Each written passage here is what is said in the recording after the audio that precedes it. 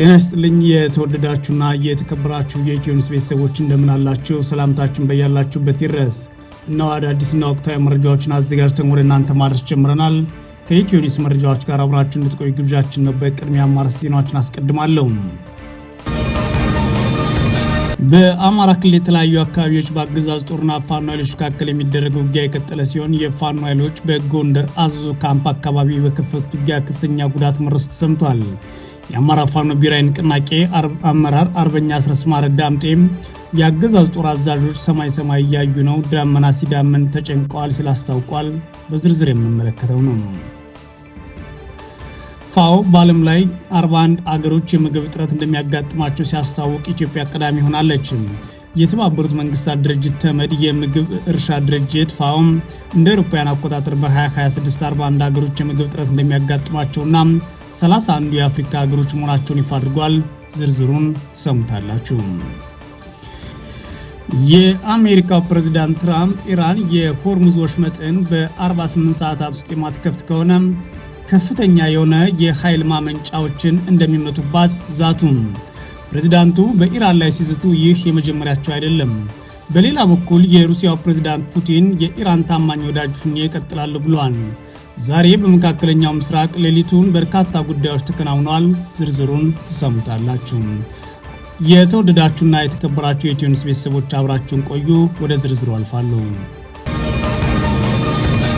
በአማራ ክልል የተለያዩ አካባቢዎች በአገዛዙ ጦርና ፋኖ ኃይሎች መካከል የሚደረገው ውጊያ የቀጠለ ሲሆን የፋኖ ኃይሎች በጎንደር አዘዞ ካምፕ አካባቢ በከፈቱት ውጊያም ከፍተኛ ጉዳት መድረሱን የተሰማው የአማራ ፋኖ ብሔራዊ ንቅናቄ አመራር አርበኛ አስረስ ማረ ዳምጤ የአገዛዙ ጦር አዛዦች ሰማይ እያዩ ነው፣ ደመና ሲዳምን ተጨንቀዋል ብሏል። በክልሉ በማዕከላዊ ጎንደር ዞን ጎንደር ከተማ ዙሪያ በተደረገ ውጊያ ሰብአዊና ቁሳዊ ጉዳት መድረሱን ነው የፋኖ ኃይሎች ያስታወቁት። መጋቢት 12 2018 ዓ.ም የአማራ ፋኖ ብሔራዊ ንቅናቄ በላይ ዘለቀ ዕዝ በወሰደው እርምጃ በርካቶች ተደምስሰዋል ብሏል። በሌተናል ጀነራል ብርሃኑ በቀለ በሚመራው የአገዛዝ ጦር ሰሜን ምዕራብ ዕዝ ዋና ማዘዣ ከሆነው አዘዞ ወታደራዊ ካምፕ 2 ኪሎ ሜትር ርቀት ላይ የፋኖ ኃይሎች በከፈቱት ውጊያ ነው ሰብአዊና ቁሳዊ ጉዳት መድረሱ የተሰማው። ውጊያው የተከፈተው ጉምብሪት ከተባለ የአድማ ብተና ካምፕ ላይ ሲሆን በዚህም የፋኖ ኃይሎች በከፈቱት ጥቃት የአዘዞ ጠዳ ክፍለ ከተማ የሚኒሻ ስምሪት ኃላፊ አቶ አበበ የተባለ አመራርን ጨምሮ በርካታ አድማ ብተናና የሚኒሻ አባላት መገደላቸውን አፋብን በላይ ዘለቀ ዕዝ አረጋግጧል። በዚህ ውጊያ በአገዛዙ ጦር አባላት ላይ ከደረሰው ሰብአዊ ጉዳት ተጨማሪ በርካታ የጦር መሳሪያዎችን በፋኖ ኃይሎች ተወስዷል ተብሏል። የፋኖ ኃይሎች ጉምብሪት ላይ የከፈቱን ውጊያ ተከትሎ አዘዞ ካምፕ ያደረገው የአገዛዙ መከላከያ በቂ ሽፋን አልሰጠንም በሚል በአድማ ብተናና ሚኒሻ በኩል ከፍተኛ ቅሬታ መፈጠሩን የመረጃ ምንጮች ለኢትዮ ኒውስ ተናግረዋል። በተመሳሳይ በደቡብ ጎንደር ዞን ከክምር ድንጋይ ከተማ ወደ ደብረ ታቦር ሲጓዝ የነበረም የአገዛዙ ጦር ላይ በተፈጸመ የደፈጣ ውጊያ ከ15 በላይ የጦር አባላቱ የሞትና የአካል ጉዳት እንደደረሰባቸው የአማራ ፋኖ ብሔራዊ ንቅናቄ ጎንደር ጠቅላይ ግዛት አስታውቋል። የፋኖ ኃይሎች ጥቃቱን ያደረሱት ደብረ ታቦር አቅራቢያ ዘበራ የተባለ አካባቢ መሆኑን ነው አፋብን አክሎ ያስታወቀው። በሌላ በኩል የአማራ ፋኖ ብሔራዊ ንቅናቄ ህዝብ ግንኙነት ኃላፊ አርበኛ አስረስ ማረ ዳምጤም የአገዛዙ ጦር አዛዦች ሰማይ እያዩ ነው፣ ደመና ሲዳምን ተጨንቀዋል ሲል አስታውቋል። አርበኛ አስረስ ማረ ዳምጤ የብልጽግና ጀነራሎች እንደ ሰኔ ገብሬ ሰማዩን እያዩ ነው፣ ጥርት ያለ ሰማይ ሲዳማምን ግን ጊዜው ጨንቋቸዋል ሲል ያስታወቀው። ይህ የአርበኛ አስረስ ማረ መልእክት በአንድ በኩል የብልጽግና አገዛዝ ክረምቱ ሲመጣ የፋኖ ኃይሎች ዘመቻ ይከፍቱብኛል በሚል ጭንቀት ውስጥ እንደገባ ያመላክተ ሲሆን፣ በሌላ በኩል ደግሞ የፋኖ ኃይሎች በቀጣይ የተቀናጀ ማጥቃት ሊከፍቱበት እንደሚችል የሚያመላክት ሆኗል። የብልጽግና አገዛዝ በክረምት ወቅት የአየር ኃይሉ ሙሉ በሙሉ ለመጠቀም ስለሚቸግረው በፋኖ ኃይሎች የውጊያ የበላይነት ይወሰድበታል በሚል የአገዛዙ ጦር አዛዦች ከወዲህ ጭንቅ ውስጥ እንደገቡ ነው አስረስ ማረ ያመለከተው። የአገዛዙ ጀነራሎች እስከመቼ እንዲህ ተጨናንቀው እንደሚዘልቁት አላውቅም ያለው አርበኛ አስረስ ማረ ዳምጤም ደመና መፍጠር ችያለሁ ብሎ የነበረው አለቃቸው ደመና እንዲያተንላቸው ይጠብቅ ይሆናል ሲል በጦር አዛዦች ላይ ተፈጥሯል ያለውን ስሜት አመልክቷል።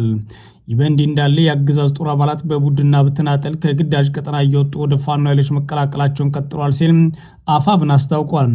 በትላንትናው ዕለትም በክልል የተለያዩ አካባቢዎች አመራሮችን ጨምሮ በርካታ የአገዛዝ ጦር አባላት የፋኖ ኃይሎችን መቀላቀላቸውን ነው በምስል አስደግፈው ያስታወቀው።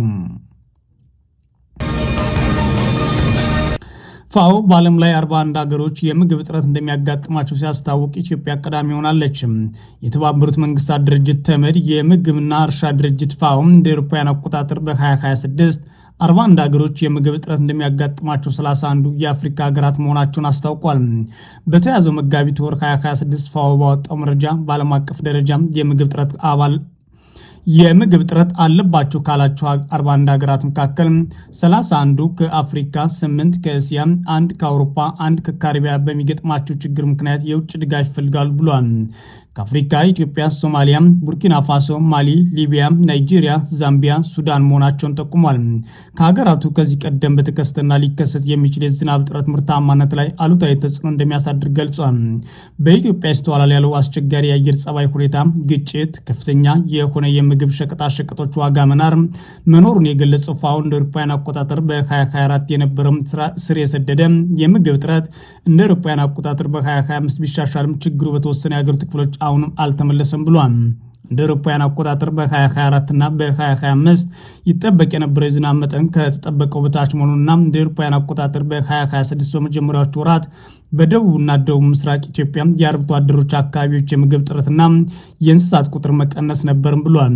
የምስራቅ አፍሪካ አርብቶ አደሮች አካባቢዎች በተለይም በኢትዮጵያ ደቡባዊ ክፍል፣ ሰሜናዊና ሶማሊያ እንዲሁም የሰሜን ምስራቅ ኬንያ እንደ አውሮፓውያን አቆጣጠር በ2025 መጨረሻዎቹ ወራት ዝናብ ባለመታየቱ አሁን ድርቅ እያንዣበበ ነው ብሏል። አርብቶ አደሮች ሳርና እርጥበት ፍለጋ እየተሰደዱና የተለመደውን የጉዞ ርቀት ያለፈ ስደት ላይ መሆናቸውንም ወቁ ብሏል። በአርብቶ አደሮቹ ፍልሰትና ስደት ምክንያት እንስሳት በአንድ አካባቢ ስለሚቆዩ የበሽታ ስርጭት አደጋው መደቀኑን፣ የድርቅ መከሰት፣ የእንስሳቱ ክብደት ምርት መቀነስና በአርብቶ አደሩ የአመጋገብ ባህል ላይ አሉታዊ ተጽዕኖ እያሳደረ መምጣቱንም ይፋ አድርጓል። በአሁኑ ሰዓት በአማራ ክልል ባለው ግጭት የተነሳና በታጣቂዎች መካከል የሚታየው ግጭትና በግብርና ስራ ላይ ተጽዕኖ ማሳደሩን የሚያስረዳው ሪፖርቱ በአገር አቀፍ ደረጃ ምንም እንኳን የመኸር ምርት መሻሻል ቢያሳይም የአርብቶ አደሮች አካባቢዎች አሁንም ቀውስ እያንዣበበባቸው ነው ብሏል። ፋኦ እንደ አውሮፓውያን አቆጣጠር በ2026 የአፍሪካ ቀንድ ከፍተኛ ምግብ እጥረት ያለበት ቀጠና መሆኑን በሱዳን፣ በሶማሊያ፣ በደቡብ ሱዳን ግጭትና መፈናቀል፣ በኢትዮጵያ፣ በኬንያ፣ በጅቡቲ የምግብ ሸቀጣሸቀጥ ዋጋ መናርና ግጭት እንዲሁም የማክሮ ኢኮኖሚ አለመረጋጋት፣ ድርቅ፣ ጎርፉና ከሚጠበቀው በታች የዝናብ መጠን ቀውሱን የከፋ ያደርጉታል ብሏል። የተባበሩት መንግስታት ድርጅት የምግብና እርሻ ድርጅት ፋኦ መረጃ እንደሚያሳየው የሰብአዊ ቀውሱ አሳሳቢ ደረጃ ላይ ደርሷል ብሏል። እንደ አውሮፓውያን አቆጣጠር በ2026 ለ4.4 ሚሊዮን ኢትዮጵያን የሚውል ሰብአዊ እርዳታ 124.5 ሚሊዮን ዶላር ያስፈልገኛል ምን ያለው 18.8 ሚሊዮን ዜጎች ለራብ አደጋ መጋለጣቸውና ከዚህ ውስጥም 4.6 ሚሊዮን የሚሆኑት ሴቶችና ህጻናት ናቸው ብሏል። የብልጽግናው አገዛዝ ይህን በተመለከተ እስካሁን ድረስ ምንም ያላለ ቢሆንም ምርቴን አሻሽያለሁ፣ ራሴን በስንዴ ምርት ችያለሁ ማለት ሎጎውን ጭምር ወደ ስንዴ ምርት የቀየረ ቢሆንም አሁንም ግን ኢትዮጵያን በረሃብ አደጋ ላይ መሆናቸው ተነግሯል። በኢትዮጵያ ለሚታየው የሰብአዊ እርዳታ ፍላጎት መጨመር፣ አስቸጋሪ የአየር ጸባይ ሁኔታ፣ ድርቅ፣ ጎርፍ፣ አሁን ላይ ያሉ ጦርነቶችና ግጭት የእንስሳትና የአዝርት በሽታ ተጠቃሽ ናቸው ብሏል። ለምርት መቀነስና ለእንስሳት ሞት ምክንያት ናቸው ይላል። በዚህም የተነሳ በሚሊዮን የሚቆጠሩ ዜጎች የምግብ እርዳታ ጠባቂ መሆናቸውን የገለጸው ድርጅቱ በኢትዮጵያ ህዝብ 80% የሚሆነው በግብርና ስራ የተሰማራ በመሆኑ ጉዳቱ ከፍተኛ ሆኗልም ሲል አስፍሯል።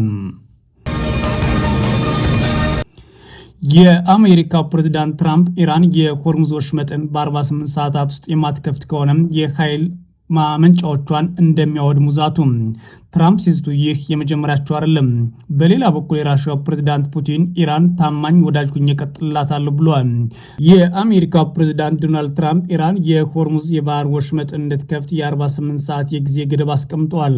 የአሜሪካው ፕሬዝዳንት ኢራን በ48 ሰዓታት ውስጥ የሆርሙዝ የባህር ወሽመጥን ዳግም ክፍት የማታደርግ ከሆነ ሀገራቸው የኢራን የኃይል ማመንጫዎች እንደምታወድም አስጠንቅቀዋል። የዓለም 20% ነዳጅ የሚተላለፍበት ይህ የባህር መስመር አሜሪካና እስራኤል በኢራን ላይ የከፈቱን ዘመቻ ተከትሎ ተዘግቷል። በዚህም የተነሳ ባለፉት 3 ሳምንታት የነዳጅና ዘይት እንዲሁም የተፈጥሮ ጋዝ ዋጋ ከፍተኛ ዋጋ ጭማሪ አሳይቷል። ትራምፕ በማህበራዊ ሚዲያ ገጻቸው ላይ እንደ አውሮፓውያን አቆጣጠር መጋቢት 21 መልእክቱን የለጠፉ ሲሆን ኢራን እስከ መጋቢት 23 እኩለ ሌሊት ድረስ የጊዜ ገደብ ተሰጥቷታል ይላሉ። ትራምፕ በማህበራዊ ሚዲያ ያልጥፋቸው ኢራን የሆርሙዝ ወሽመጥን ደቂቃ ጀምሮ በ48 ሰዓታት ውስጥ ሙሉ በሙሉ የማትከፍት ከሆነም ያለ አንዳች ስጋት አሜሪካ የተለያዩ የኃይል ማመንጫዎቿን በመደብደብ ሙሉ በሙሉ ታወድመዋለች። የምንጀምረው ከትልቁ ይሆናል ብሏል። ቴህራን ጥቃት የሚፈጸምባት ከሆነ በባህረ ሰላጤ የሚገኙና ከአሜሪካ ጋር ግንኙነት ያላቸው የኤነርጂ ጣቢያዎች ኢላማ በማድረግ ጥቃት እንደምትፈጽም መናገሯን የአገር ውስጥ መገናኛ ብዙሃን ዘግቧል። ይህ በእንዲህ እንዳለ የሩሲያው ፕሬዝዳንት ቭላድሚር ፑቲን የኢራንን አዲስ ዓመት ምክንያት በማድረግ ለሀገሪቱ መሪዎች ባስተላለፉት መልእክት ሞስኮ የቴህራን ታማኝ ወዳጅ ሆና ትቀጥላለች ብለዋል። ፕሬዚዳንት ጽሕፈት ቤት ክሬምሊን እንዳለው ፑቲን ለጠቅላይ መሪው ሞትጃብ ካሚኒና ለፕሬዚዳንት ማሱድ ፔዜሽኪያን ባስተላለፉት የመልካም ምኞት መግለጫ ኢራናውያን ይህን አስቸጋሪ ጊዜ በክብር ያልፉታል ብለዋል። ሩሲያ ከዚህ ቀደም አሜሪካና እስራኤል በኢራን ላይ የከፈቱት ጥቃት መላውን መካከለኛው ምስራቅ ወደ ውድመት አፋፍ በመውሰድ ዓለም አቀፍ የነዳጅ ቀውስ ይፈጥራል ብለው ነበር። በተጨማሪም የሩሲያው ፕሬዝዳንት አሜሪካና እስራኤል የኢራን ጠቅላይ መሪ አያቶላ ካሚኒን ለመግደል የወሰዱት እርምጃ በጽኑ አውግዘውም ነበር። ነገር ግን ሩሲያ እየተካሄደ ባለው ጦርነት ውስጥ ለኢራን እያደረገች ነው በሚባለው ድጋፍ ዙሪያ አስተማማኝ መረጃ የለም። አንዳንድ መገናኛ ብዙሃን ግን ሩሲያ ለኢራን የመረጃ ድጋፍ እንደምትሰጥ ዘግቧል። የአሜሪካው ጋዜጣ ዎል ስትሪት ጆርናል ሩሲያ ለኢራን የሳተላይት ምስሎችና ዘመናዊ የድሮን ቴክኖሎጂን ታጋራለች ብሎ የዘገበው የፕሬዝዳንት ጽሕፈት ቤት አስተባብሏል። ዛሬ በመካከለኛው ምስራቅ ጦርነቱ ሌሊቱ የተካሄደ ሲሆን በርካታ ጉዳዮችን ተከስተዋል። በመካከለኛው ምስራቅ የሚካሄደው ጦርነት ተከትሎ የአሜሪካው ፕሬዝዳንት ዶናልድ ትራምፕ የማስጠንቀቂያ መልእክታቸውን ለቀጠናው ሀገራትና ለኢራን አድርሰዋል። ትራምፕ ታዲያ ኢራን የሆርሙዝ ወሽመጥን በ48 ሰዓት ውስጥ ትክፈት የሚል ነው። ኢራን በበኩሏ የኃይል ማመንጫዎቿ ጥቃት ከሚፈጸምባቸው ከሆነ የአሜሪካ ወዳጆች አይተርፉም ብላለች። ቅዳሜ ዕለት ትራምፕ ያስቀመጧቸው የጦርነት ግቦችን ማሳካታቸውና ከእቅዳቸው በሳምንታት ቀድመናል ሲሉ የተናገረው የነበረ ሲሆን ፕሬዚዳንቱ ታዲያ ያክለው ምንም እንኳን ኢራን ድርድር ብትፈልግም እኛ ግን ፈቃደኛ አይደለንም ብለዋል። በደቡብ እስራኤል በሚገኙ ዲሞናና አራድ ከተሞች በደረሰ ጥቃት ከ100 በላይ ሰዎች መጎዳታቸውም ተዘግቧል። ጥቃቱ ኢላማ ያደረገው ከዲሞና ከተማ 13 ኪሎ ሜትር ላይ የሚገኘው የኒውክሌር ተቋም ነው ተብሏል። በዚህም ታዲያ የእስራኤልና ሌሎች አገራት ችግር ገጥሞናል በማለታቸው ተሰምቷል። ጠቅላይ ሚኒስትር ቤንያሚን ኔታንያሁ በአገሪቱ ደቡባዊ ክፍል የተፈጸመውን ጥቃት ተከትሎ ለእስራኤል በጣም አስቸጋሪ ምሽት እንደነበረ ተናግረዋል። አክለውም ጠላቶቻችን በሁሉም ግንባር ማጥቃታችን ለመቀጠል ቁርጠኞች ነን ብለዋል። የእስራኤል ጦር ኢራን ናታንዝ የኒውክሌር ተቋም ላይ ጥቃት ከሰነዘረች በኋላ ሌሊቱን በቴህራን ላይ ተከታታይ ድብደባዎችን ፈጽሜያለሁ ብሏል። ዩናይትድ አረብ ኤሚሬትስ የኢራን የሚሳኤልና የድሮን ጥቃቶች ማክሸፏን ስታስታውቅ የኳታር መከላከያ ሚኒስቴር ደግሞ በመደበኛ ስምሪት ላይ ሳለ የተከሰከሰ ሄሊኮፕተር ለማግኘት አሳይ ያደረኩ ነው ሲል አስታውቋል። የተወደዳችሁና የተከበራችሁ የኢትዮ ኒውስ ቤተሰቦች መረጃዎቻችን እነዚህ ነበሩ። መልካም ጊዜ እመኛለሁ።